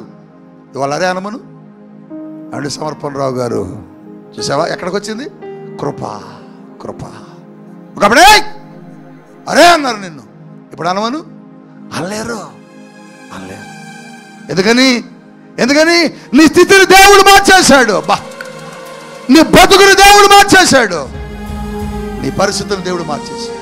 ఒకప్పుడు ఇడ్లీ బడికాడికి వెళ్ళి ఎవరైనా తింటే ఎదురు చూసావు, టీ తాగుతుంటే ఎవరైనా టీ తాగుతుంటే అబ్బా నేనైతే మాత్రం ఇంటింటి తిరిగి టీ పోతారేమోనని. నిజం బా, ఎప్పుడు పైన టీ పోసేవాళ్ళు. ఆ రోజు టీ తాగాలని పోతే చిన్న ఇప్పుడే వచ్చాను ఇప్పుడే తాగిన అన్నారు. నేను అనుకున్నా బా దరిద్రం 100% వెంటాడుతుంది నేను అనుకున్నా. యేసయ్య అన్నాడు ఏం కాదు, నీ పరిస్థితులు నేను మార్చేస్తా. బా మమ్మీ చూడండి అక్కడ కూర్చున్నారు, మమ్మీని చూడండి. మీరు ఎప్పుడు పుల్లలేరుకు వచ్చారా? పోలే, కట్టె పుల్లలేరుకు వచ్చారు మమ్మీ. మా ఇంటి దగ్గర పెద్ద చెట్లు ఉండేవి, ఆ చెట్లు కాడికి వెళ్ళి కొడవలు తీసుకొని వెళ్ళి ఆ ఎండిపోయిన మండలన్నీ నరుక్కొని తల మీద పెట్టుకొని మోసుకొని వచ్చాను. నేను వెళ్ళి ఊరు బయట తాడి చెట్లుంటే ఆ తాడి చెట్లకి ఎండాకాలం మట్టలు కింద పడిపోతాయి, ఆ మట్టలన్నీ ఏరుకూరు కట్టుకొని వచ్చేవాడిని సైకిల్ మీద. ఎంత పరిస్థితులండి. వీటన్నిటిని దేవుడు ఏం చేశాడు తెలుసా? మార్చేశాడండి, మార్చేశాడు. 5 రూపాయలు ఏంటది? 5 రూపాయలు ఏంటి? పొట్టు. రంపపు మిల్లు దగ్గర అబ్బరంగారు రంపపు మిల్లు దగ్గర పొట్టు అమ్ముతారు. ఆ పొట్టు 5 రూపాయలకి బస్తాడిచ్చేవాళ్ళు. రైస్ బ్యాగ్ ఉంటుంది కదా, ఆ బస్తాడిచ్చారు. ఈ 5 రూపాయల కోసం ఎన్నిసార్లు సైకిల్ వేసుకొని తిరిగాను. ఎవరన్నా ఇస్తారేమో 5 రూపీస్, 5 రూపాయల కోసం బిడ్డ. 5 రూపాయలు దొరికితే సంతోషపడేవాడిని. రంపపు మిల్లు దగ్గరికి వెళ్ళి పొట్టు తెచ్చుకున్నాం, కర్రలు తెచ్చుకున్నాం. గ్యాస్ కొనుక్కుని స్తోమత లేక ఉదయం భోజనం చేస్తే నైట్ భోజనం ఉండేది కాదు. ఉదయం భోజనం చేస్తే నైట్ గంజి తాగితే మరల ఉదయం భోజనం. ఇదే మా జీవితం, ఇదే మా పరిస్థితులు. ఒక్క ఉల్లిపాయ 4 రోజులండి, 4 రోజులు ఉండేది మమ్మీ. ఒక ముక్క కోసి 3 ముక్కల్ని క్లాత్లో, బనియన్ క్లాత్లో చుట్టి మంచినీళ్ళ కొండ దగ్గర, ఇసుక దగ్గర పెట్టేది, కొండ దగ్గర. ఆ అనుభవాల నుంచి సమృద్ధి అయిన అనుభవంలోకి దేవుడు తీసుకొచ్చాడు. నీకు గుర్తున్నాయా ఈ రోజులు? నువ్వు చెప్పగలవా? దేవుని స్తుతించగలవా? ఇశ్రాయేలు అదే చేశారు. క్రొత్త నిబంధనలో భక్తుడైన పౌలు తిమోతికి రాస్తూ తన మొదటి పత్రికలో 1వ అధ్యాయం 12వ వచనంలో రాస్తున్నాడు ఒక మంచి మాట. ఆ మాట చెప్పి నేను మీ కొరకు ప్రార్థన చేస్తాను. 1వ అధ్యాయం తిమోతికి రాస్తూ మొదటి పత్రికలో చూడండి 12వ వచనంలో ఒక మాట రాస్తున్నాడు. పూర్వము దూషకుడును హింసకుడును హానికరుడునైన నన్ను తన పరిచర్యకు నియమించి నమ్మకమైన వానిగా నన్ను ఎంచినందుకు నన్ను బలపరిచిన మన ప్రభువైన క్రీస్తు యేసుకు కృతజ్ఞుడనై ఉన్నాను. ఏమయ్యా బాబు, నన్ను ఊర్లో ఎవరు ప్రేమించలా? యెరూషలేములో నన్ను ఎవరు నాతో మాట్లాడలే. ఎందుకు మాట్లాడలే? ఒకప్పుడు హానికరుడును, దూషకుడును, అనేక మందిని హింసించిన వ్యక్తిని. నన్ను ఎవరు ఇష్టపడేవాళ్ళు కాదు, నన్ను ఎవరు ప్రేమించేవాళ్ళు కాదు, నన్ను ఎవరు గౌరవించేవాళ్ళు కాదు.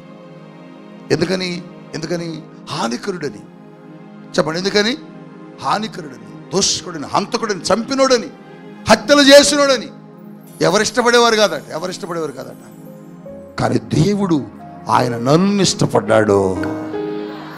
ఇష్టపడి నేను అంత నమ్మక తగిన వాడిని కాకపోయినా నన్ను ఆయన నమ్మి ఆయన నన్ను తన పరిచర్యలో సేవకుడిగా పిలుచుకున్నాడు. అందుకోసము దేవునికి నేనేం చేస్తానంటాడు? కృతజ్ఞుడినై ఉంటాను. హల్లెలూయా. ఈ పరిచర్యలో ఈ స్థానం నీకు ఇచ్చాడే, అందుకు నువ్వు దేవునికి కృతజ్ఞుడిగా ఉండాలి. నువ్వు నమ్మదగిన వాడువా, నువ్వు నమ్మదగిన వాడువా, నువ్వు నమ్మదగినదానువా, నువ్వు నమ్మదగినవా కాదు. కానీ ఆయన ప్రేమించి నిన్ను నమ్మి, నన్ను నమ్మి, మనల్ని నమ్మి ఇంత సంఘాన్ని దేవుడు మనకిచ్చాడబ్బా. నేను ఎప్పుడు ప్రభు దగ్గర అదే చెబుతా, ప్రభువా నన్ను నమ్మి ఇన్ని గొర్రెలు ఇచ్చావా, ఇంత మందని ఇచ్చావా, ఇంత కుటుంబాలు ఇచ్చావా.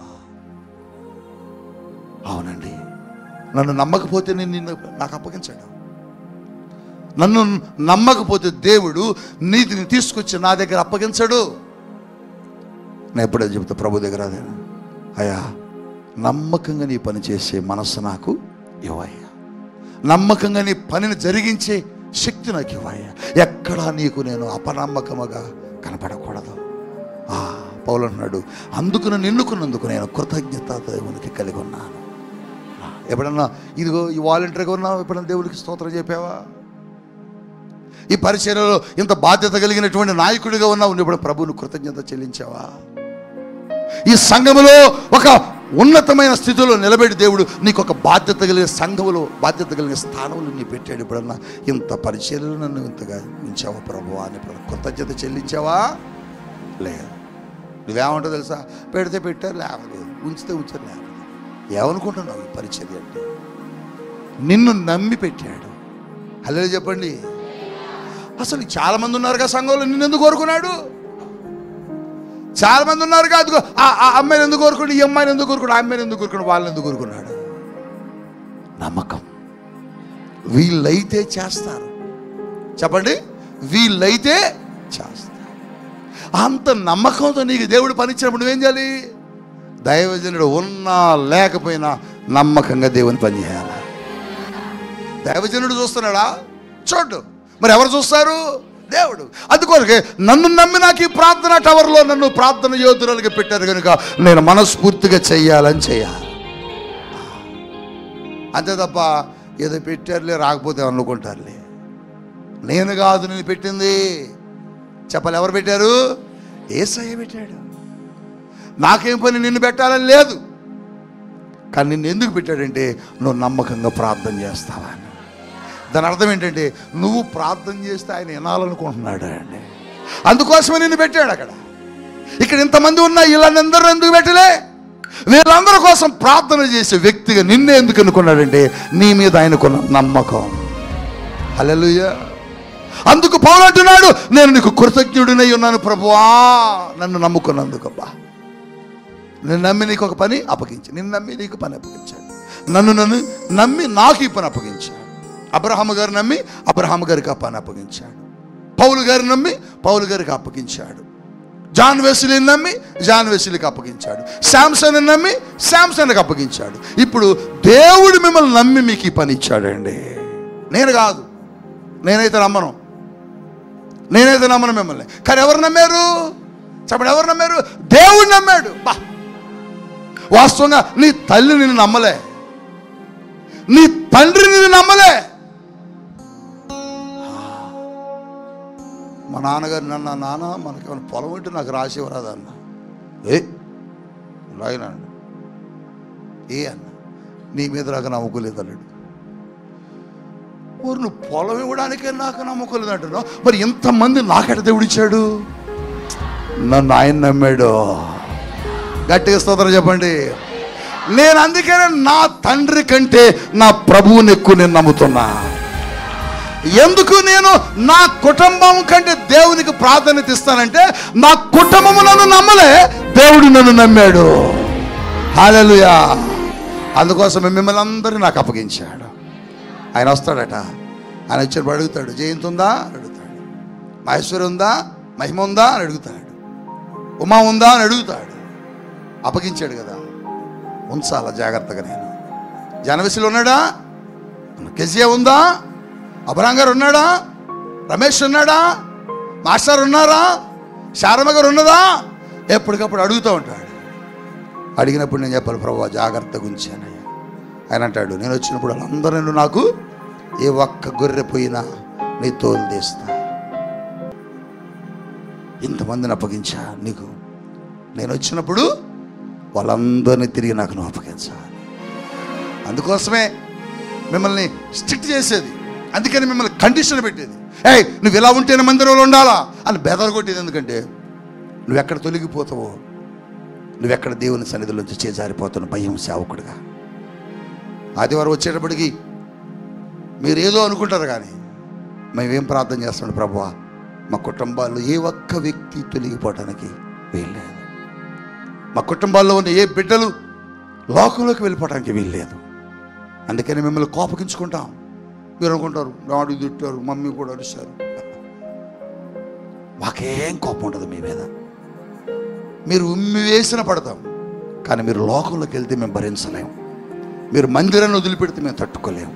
ఎందుకంటే మిమ్మల్ని దేవుడు మాకు ఇచ్చాడు, తిరిగి మరలా మేము దేవునికి అప్పగించాలి. ఆయన వస్తాడు, వచ్చినప్పుడు అడుగుతాడు, కుమారుడా నీకు ఎంతమందిని ఇచ్చా? ఇన్ని ఇచ్చాను. మరి ఏం చేసినావు? మీ ఇల్లో ఏం చెప్పు ప్రభా, కొన్ని జారిపోయినాయి ప్రభా. ఎంత జారిపోయినాయి? పట్టుకోవడం చేతకలేదా? పట్టుకున్నా ప్రభా, పట్టుకున్న జారిపోయినాయి. పట్టుకున్న జారిపోతే చేసేది ఏం లేదు. కొన్ని పట్టుకున్న జారిపోతాయి, ఆగవయి. చూడు, చేప పట్టుకున్నప్పుడు చేపలు పట్టుకుంటే జారిపోతా ఉంటాయి. ఏం చేద్దాం మరి? ఏం చేయలేదు. కానీ జాగ్రత్తగా పట్టుకోవటంలో సేవకుడి నైపుణ్యత. అదే సేవ చేయడం అంటే అందరూ చేయలేరు. అందుకని చాలా నైపుణ్యత కావాలి, చాలా ఓర్పు కావాలి, చాలా సహనం కావాలి, చాలా ప్రార్థన కావాలి, చాలా జ్ఞానం కావాలి. ఏ ఒక్క చేపను జార విడుచుకోకూడదు మేము. కొన్ని జారుతూనే ఉన్నాయి, అయినా కూడా మళ్ళీ వాటి కోసం గాల వేస్తున్నాం. జారుతుంటే చేపలు పడుతూనే ఉన్నాయి. హల్లెలూయా, హల్లెలూయా. ప్రభువును దేవుని స్తుతిస్తున్నావా? నీ జీవితంలో దేవుడు నీ జీవితంలో చేసిన మేలును బట్టి పౌలు అన్నాడు, నేను కృతజ్ఞుడినై నీకున్నానయ్యా. మరి నీ స్థితిని మార్చిన దేవుణ్ణి, నీ బ్రతుకుని మార్చిన దేవుణ్ణి, నీ జీవితాన్ని మార్చి విలువనిచ్చిన దేవుణ్ణి నువ్వు ఎప్పుడైనా జ్ఞాపకం తెచ్చుకున్నావా? వాటిని చూసినప్పుడు నీ పాత అనుభవాలు గుర్తొచ్చాయా? ఆ రోడ్డు మీద వెళ్తున్నప్పుడు సైకిల్ మీద వెళ్ళావు, సైకిల్ గుర్తుందా? సైకిల్ వేసుకుని వెళ్ళావుగా, పాత సైకిల్, పంచర్ పడ్డ సైకిల్ వేసుకుని వెళ్ళావు. చిన్నప్పుడు కంతల పడ్డ బట్టలు వేసుకొని స్కూల్కి వెళ్ళావు. ఎన్ని గుర్తు రావాలి. ఇప్పుడు నువ్వు వేసుకుని కొత్త బట్ట కట్టుకున్నప్పుడు, ప్రభువా ఎంత ఖరీదైన బట్ట నాకు ఇచ్చావయ్యా, ఎంత ఖరీదైన వాచ్ నాకు ఇచ్చావయ్యా. బా దేవుని స్తోత్రం చెప్పండి, హల్లెలూయా. బా నీకు ఇచ్చిన దాన్ని బట్టి ప్రభువుని ఏం చేయాలి? స్తుతించాలి, కృతజ్ఞత చెల్లించాలి. ఇదిగో దేవుడు ఆగస్టు ముగించుకొని దేవుడు మరొక నెలలో 2024న నీకు సెప్టెంబర్ మాసాన్ని దేవుడు ఇచ్చాడు. మరొక నెలను బోనస్గా ఇచ్చాడు. 2024 8 నెలలు ముగించబడ్డది. 8 నెలలు ముగించుకొని 9వ నెలలోకి వచ్చావు. 9వ నెలలో దేవుడు అంటున్నాడు, మరొక నెలను నిన్ను ఇచ్చి, నేను నిన్ను ఆశీర్వదించి, నేను నీకు చేసిన ప్రతి ప్రమాణమును గుర్తు తెచ్చుకొని నిన్ను వాగ్దాన దేశమునకు తీసుకుని వెళ్తానంటున్నాడు. ప్రియ దైవ జనాంగమా, ఈరోజు దేవుడు అదే చెబుతున్నాడు. 8 నెలలు 2024లో నీ జీవితంలో చూశావు. చూడని వారు చాలామంది ఉన్నారు, చనిపోయిన వారు చాలామంది ఉన్నారు. దేశం వల్ల కొలలమవుతుంది, రాష్ట్రం వల్ల కొలలమవుతుంది, నదులు పొంగుతున్నాయి, వరదలు వస్తున్నాయి, కొండ చర్యలు విరిగి కింద పడిపోయి చనిపోతున్నారు. అనేక ప్రాంతాల్లో ప్రజలు నశించిపోతుంటే నువ్వు నేను క్షేమంగా ఉన్నామంటే అది దేవుని ఉచితమైన కృప. అందుకనే ప్రభువా నా స్థితిని మార్చావు, నా బ్రతుకును మార్చావు, నా పాప స్థితిని కడిగావు, నా జీవితాన్ని మార్చావు. ఎక్కడో పాపంలో తిరిగిన నన్ను, రోడ్ల మీద తిరిగిన నన్ను, వ్యభిచరిస్తూ జీవించిన నన్ను, పాప శాపంలో కూరుకుపోయిన నన్ను, అదిగో ఇశ్రాయేలీయులను విడిపించి తీసుకొచ్చినట్టు నన్ను కూడా విడిపించావా? ఇశ్రాయేలీయులను ఆశీర్వదించినట్టు, విస్తరింపచేసినట్టు నన్ను కూడా ఆశీర్వదించావు. నీకు వందనాలయ్యా అని మోకరించి ఒక చిన్న ప్రార్థన చేసుకో. నీ జీవితాన్ని దేవుడు మార్చాడు కదా, ఆ గతాన్ని ఒక్కసారి జ్ఞాపకం తెచ్చుకో. నీ పూర్వస్థితిని ఒక్కసారి జ్ఞాపకం తెచ్చుకో. నీ పాత జీవితాన్ని ఒకసారి జ్ఞాపకం తెచ్చుకో. ఆ స్థితి నుంచి ఏ స్థితికి తీసుకొచ్చాడు, ఆ పరిస్థితుల నుంచి ఏ పరిస్థితికి దేవుడిని తీసుకొచ్చాడు, ఆ బ్రతుకు నుంచి దేవుడిని ఏ బ్రతుకులోకి తీసుకొచ్చాడు. ఒక్కసారి ఆలోచించు, ఒక్కసారి ఆలోచించు. నిజమే ప్రభువా, నా జీవితం, నా బ్రతుకు వెలివేయబడిన జీవితం, తృణీకరించబడిన జీవితం, వ్యభిచారం చేసిన బ్రతుకు, ఇష్టానుసారంగా పడిపోయిన బ్రతుకు, నీ మాటలు వినకుండా లోకంలో చెదిరిపోయిన జీవితం ప్రభువా. అటువంటి స్థితి నుంచి నాకెంత ఉన్నతమైన స్థితినిచ్చి ఈ పరిచర్యలో నేను కూడా ఒక భాగస్వామిని ఈ సేవకులతో పాటుగా నిలబడే ఒక గొప్ప కృప నాకు ఇచ్చావు. ఒకప్పుడైతే నన్ను ఎవరు పిలవలేదయ్యా. ఒకప్పుడు ఎవరు నాతో మాట్లాడటానికి ఇష్టపడలేదు. నన్ను వ్యభిచారన్నారు, నన్ను త్రాగుబోతాడన్నారు, నన్ను లోక సంబంధిని నన్ను ఎవరు ఇంటికి రానివ్వలేదు. నాతో ఎవరు మాట్లాడటానికి ఇష్టపడలేదు. కానీ వాళ్ళు ఎవరు మాట్లాడటానికి ఇష్టపడలేదు. కానీ నువ్వు నాతో మాట్లాడేవయ్యా, నన్ను దర్శించావయ్యా, నన్ను ప్రేమించావయ్యా, నన్ను ప్రేమించావు. నా కోసం పరిగెత్తుకుంటూ వచ్చావు. నా కోసం నువ్వే పరలోకాన్ని వదులుకొని వచ్చావయ్యా. నన్ను హత్తుకున్నావయ్యా, నా భుజం మీద పడి ముద్దులు పెట్టుకున్నావయ్యా. ఏమిచ్చిన నీ రుణం తీర్చలేనయ్యా, ఏమిచ్చిన నీ రుణం తీర్చలే. ఎందుకు నా మీద నీకు ఇంత ప్రేమేసయ్యా? ఎందుకు నేనంటే అంత ఇష్టపడుతున్నావు ఏసయ్యా? అవును, 1000 రూపాయలకి నేను జీతంకు కుదిరానయ్యా. 2000 రూపాయల కొరకు పనికొచ్చానయ్యా. కానీ ఇవాళ ఎంత ఉన్నతమైన స్థితికి తీసుకొచ్చావు ప్రభువా. జీతం ఎప్పుడు ఇస్తారా అని ఎదురు చూశాను. నన్ను నేనే ఇతరులకు జీతం ఇచ్చేలా నన్ను చేశావు. ఎంత గొప్పవాడు అయ్యా నువ్వు. 100 రూపాయల కోసం రోడ్డు మీద నిలబడిన నన్ను ఈరోజు 100,000 రూపాయలతో నా పర్సు నింపావు తండ్రి. నీకు స్తోత్రాలు.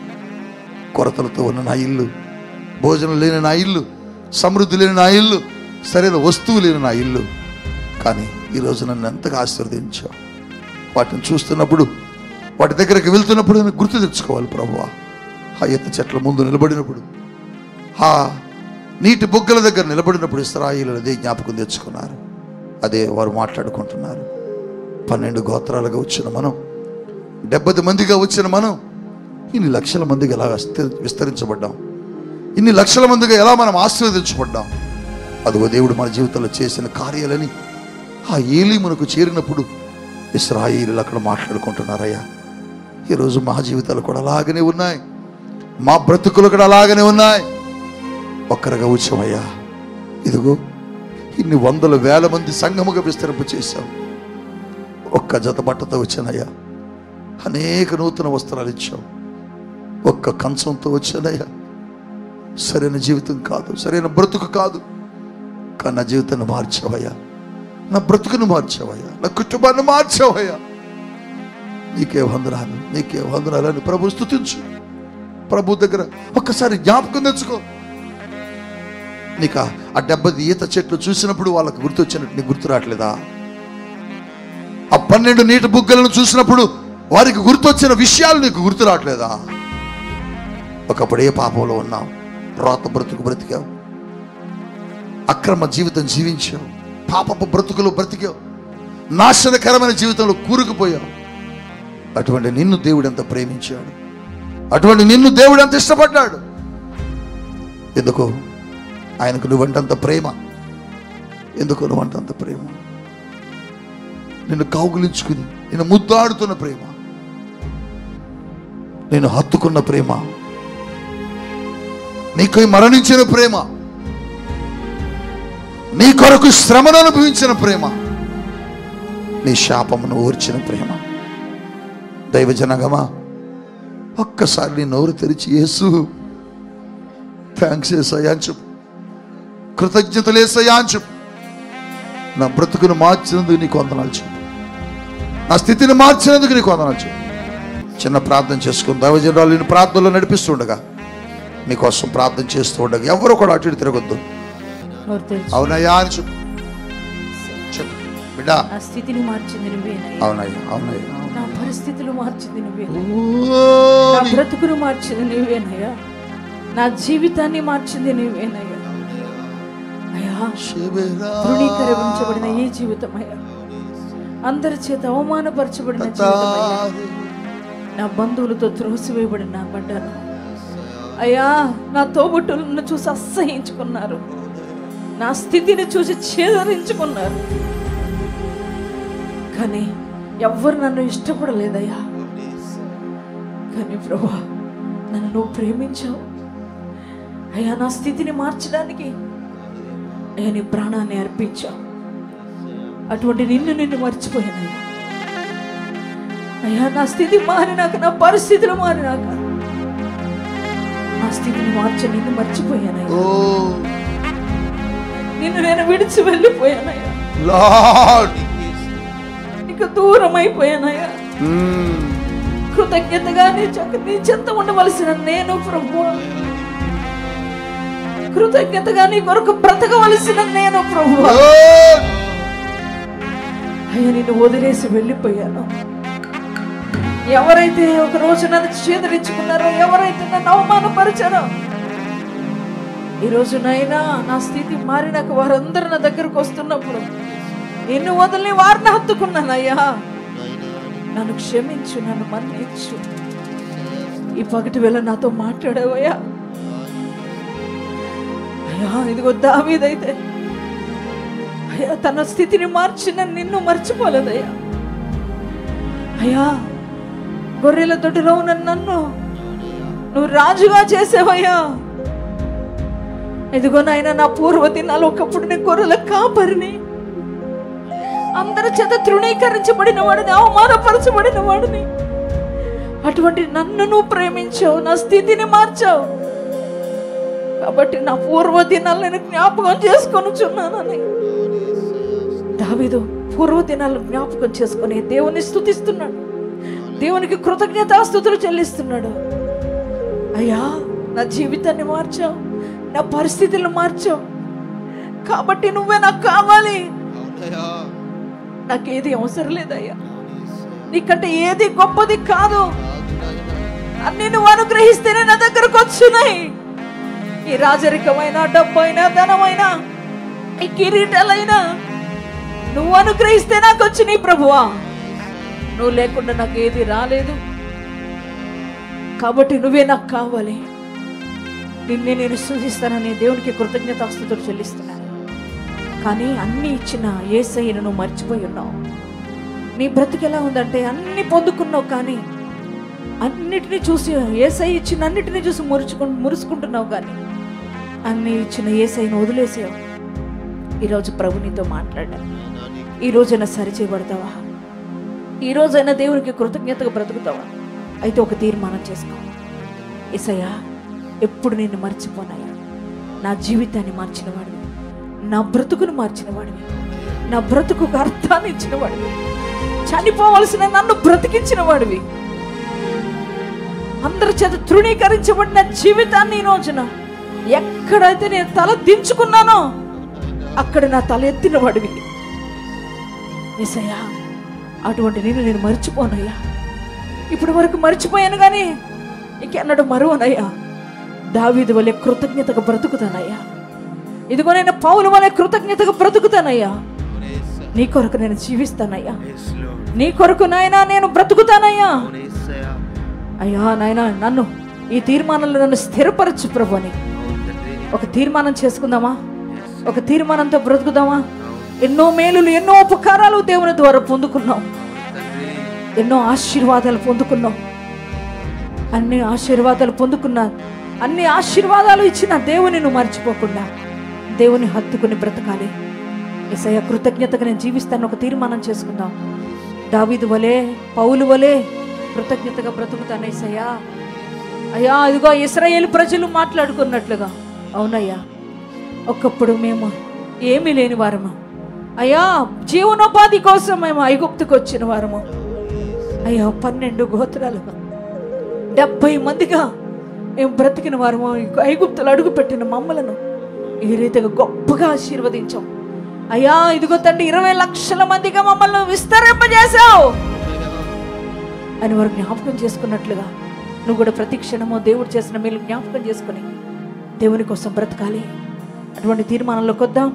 దేవుని సన్నిధానంలో ఎంతమంది ఈరోజు దేవుని సన్నిధానంలో అయ్యా ఎప్పుడూ కూడా నీకు కృతజ్ఞత కలిగి బ్రతుకుతానని ఒక తీర్మానం చేసుకున్నారో మీ అందరి కోసం నేను ప్రార్థన చేస్తున్నాను. తండ్రి, ఎంతమంది అయితే ఈరోజు వాక్యాన్ని బట్టి మరొక మంచి తీర్మానంలోకి వచ్చారో, యేసయ్యా నా జీవితాన్ని, నా బ్రతుకుని మార్చిన వాడివి నీవే, నా స్థితిని మార్చిన వాడివి నీవే, ఏ అర్హత లేని నన్ను ప్రేమించిన వాడివి నీవే, నా కోసం ప్రాణాన్ని అర్పించిన వాడివి నీవే అయ్యా. పాపమనే ఒక రొస్టులో బురదలో పడి ఉన్న నన్ను ప్రేమించిన వాడవు నీవే, నన్ను రక్షించిన వాడవు నీవే. నా జీవితాన్ని చూసి అందరూ సహించుకున్నారు, కానీ నా జీవితాన్ని చూసి ప్రేమించి నా బ్రతుకును మార్చడానికి ఇష్టపడిన వాడు నువ్వు ఒక్కడవే అయ్యా. అందును బట్టి ప్రభా నీకు కృతజ్ఞత కలిగి నేను బ్రతుకుతానయ్యా. ఎన్ని రోజులు నా పట్ల నువ్వు చేసిన మేలు మర్చిపోయి బ్రతికాను, కానీ ఇక నుంచి నాయనా నీ కోసం కృతజ్ఞతగా నీ కోసం బ్రతుకుతానయ్యా. ఎంతమంది ఈరోజు వాక్యం విని తీర్మానం చేసుకున్నారో ప్రభా. అయ్యా దావీదు వలె, పౌలు వలె నీ కోసమే జీవిస్తామయ్యా. లోకం కోసం కాదు, బంధువుల కోసం కాదు, స్నేహితుల కోసం కొరకు కాదయ్యా, నీ కొరకే జీవిస్తానని ఎంతమంది ఈరోజు తీర్మానం చేసుకున్నారో ప్రభువా, వారందరినీ తీర్మానంలో స్థిరపరచండి అయ్యా. అయ్యా నాయన ఎల్లవేళలా నీకు కృతజ్ఞత కలిగి బ్రతికే అనుభవంలోకి మమ్మల్ని నడిపించి, ఏ క్షణం కూడా నేను మరువకుండా, ఏ క్షణం కూడా నేను విడిచిపెట్టకుండా మా బ్రతుకు దినములన్నీ ప్రభు నీ పాదాల దగ్గర గడిపే అనుభవం మాకు దయచేయండి. యేసయ్యా, మాకు ఉన్నతమైన రాజ్యం మా కొరకు సిద్ధపరిచావు. ఆ రాజ్యంలో మేము ప్రవేశించాలి, మేము అక్కడ కలుసుకోవాలి. నీతి సూర్యుడా, నిన్ను కలుసుకునే కృప మాకు దయచేయండి అయ్యా. అయ్యా నీ రాజ్యం చేరే వరకు ఎల్లప్పుడూ నీకు కృతజ్ఞత కలిగి బ్రతుకుతామని తీర్మానం చేసుకున్నాం. ఈ తీర్మానంలో మమ్మల్ని అందరినీ స్థిరపరిచి అయ్యా నీ రాజ్యం చేరే వరకు మమ్మల్ని నమ్మకంగా వచ్చే కృప దయచేయమని నజరేయుడైన యేసు శక్తి కలిగిన నామంలో ప్రార్థిస్తున్నాం తండ్రి. ఆమేన్.